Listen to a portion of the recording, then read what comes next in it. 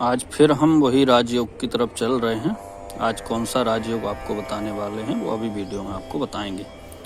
तो यहाँ सबसे पहले हम लिख लेते हैं राजयोग। ठीक है, अब उस राजयोग में क्या है पहले आप श्लोक को सुन लीजिए। तो यहाँ पे श्लोक है कि अष्टमस्त यदा पापा, है ना। श्लोक से ही आपको स्पष्ट हो जाता है वैसे तो कि राजयोग में बताने वाले क्या हैं। तो अष्टमस्त यदा पापा केंद्र स्थाने स्वग्रह सर्व सिद्धि भवेतस्य राज सम्मानमेव च, ये श्लोक प्राप्त हुआ है। ठीक, अब यहाँ हमने कालपुरुष की कुंडली के हिसाब से जब भरा है तो अब अष्टमस्त यदा पापा यानी सभी ग्रह अष्टमस्त हो जाएं। अब पाप ग्रह कौन कौन से हैं देख लीजिए। सूर्य हो गया, मंगल भी हो गया, है ना। या राहु या केतु को रखना पड़ेगा, या केतु रख लीजिए या राहु एक कुछ, या फिर हाँ एक शनि हो गया। और क्षीण चंद्रमा भी जो है पापी हो जाता है।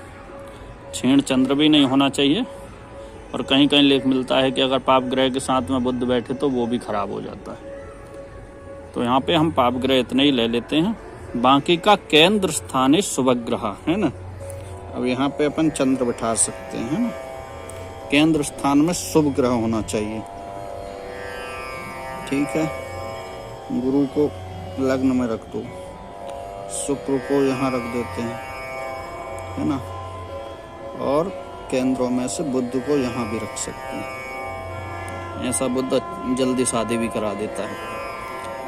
तो इस तरीके से जिस भी जातक के ग्रह बैठते हैं तो उसका क्या होता है, सर्व सिद्धि भवेतस्य, सभी सिद्धियां वो प्राप्त कर लेता है। ऐसा जातक जो भी काम में हाथ डालता है उसका काम संपन्न हो जाता है। सर्व सिद्धि इसी को हम कह सकते हैं कि जिस काम को आप करें, जिसमें आप हाथ डालें वो पूरा हो जाए।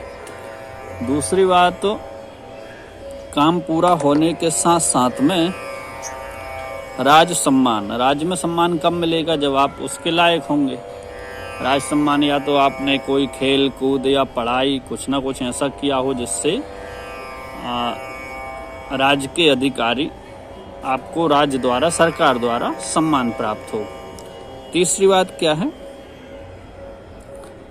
कि सम्मान भी मिलता है राज्य से, और वो व्यक्ति राजा की तरह अपना जीवन जीता, यानी कि उसकी को सुख सुविधाएं मिलती हैं। सुख सुविधा को आजकल राजयोग कह सकते हैं। ठीक है, राधे श्याम।